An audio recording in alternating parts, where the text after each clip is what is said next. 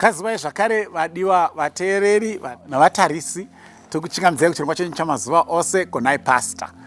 Pachirongwa chino kune watanga kutibata nhasi tiri kuedza kubatsirana kupindura mibvunzo yatogona kunge tiinayo inopindurukawo zvakare neumbowo hunowanikwa mukati mebhaibheri. Toda kutenda ndivari kutsigira chirongwa chino kuburikidza nekutumira mibvunzo.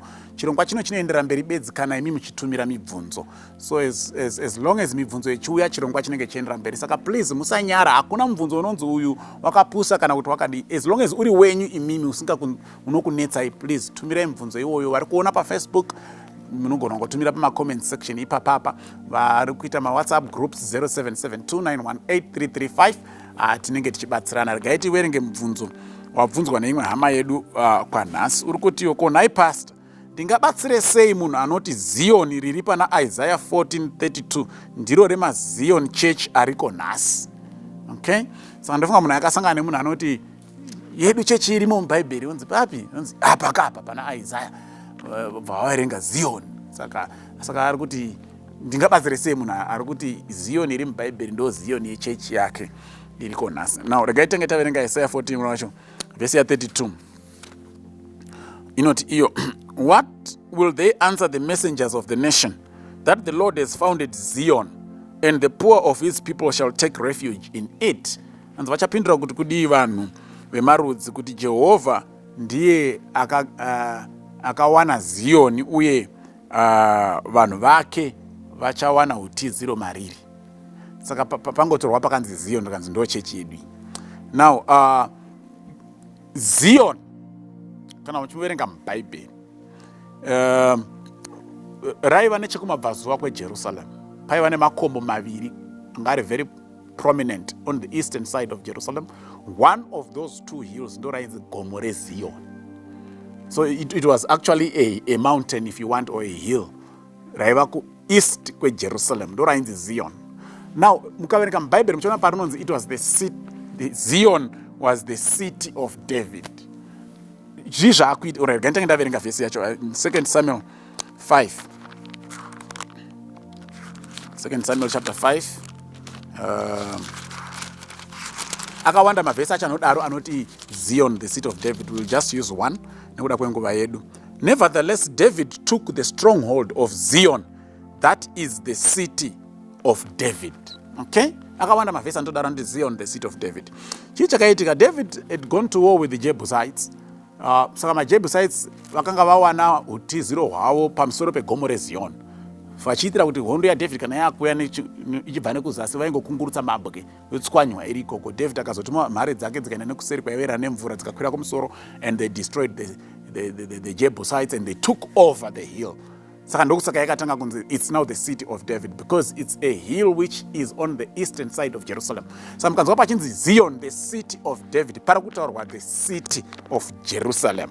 Panenge pachitaurwa the city of Jerusalem nekuti ndiro gomo riri paguta reJerusalem rinonzi ndera David because David akaritora akunda maJebusites. Okay? Saka initially it was just the hill on the eastern side of Jerusalem. But kana yakunzi the city of David is now referring to Jerusalem, the city which in a gomo racho reZion. Mukaenda pana Psalm 48 verse 2 zvakare inobudisa pachena kuti Zion is a mountain.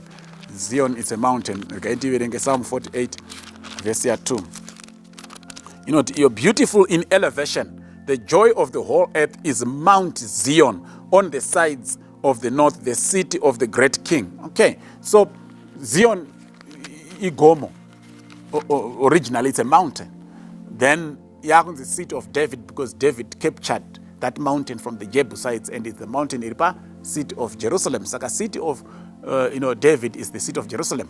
Now munhu anozoti iye saka pese pakanzi Zion mubhaibheri pari kutorwa chechi yake iriko nhasi unoyu, zvakuratidza kusaziva kwemhando yepamusoro, because you are now saying to yourself chechi yako yakatanga gore ripi, David akararama gore ripi. Kana chechi yako yakatanga nguva yaDavid, then maybe it is yakatanga pagomo iro riri kuJerusalem, then maybe ndiyo iri kutaurwa.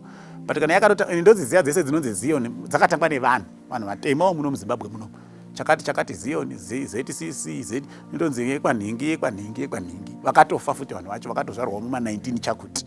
Saka zvafana nemunhu ari kuti akatanga chechi yake inonzi Jerusalem, akaona pese paronzi Bible Jerusalem, kuti ndio chechi yangu iri kutaurwa apa. Saka chakatanga chii? Zioni yechechi iriko nhasi here kana kuti Zioni yegomo rakasikwa naMwari? Ukaona gomo rakasikwa naMwari riro rakatanga, iwe opa zita rechechi yako kuti Zioni, wonyepera vanhu kuti ndo chechi yako iri kutaurwa mubhaibheri, chitsotsi chemhando yepamusoro.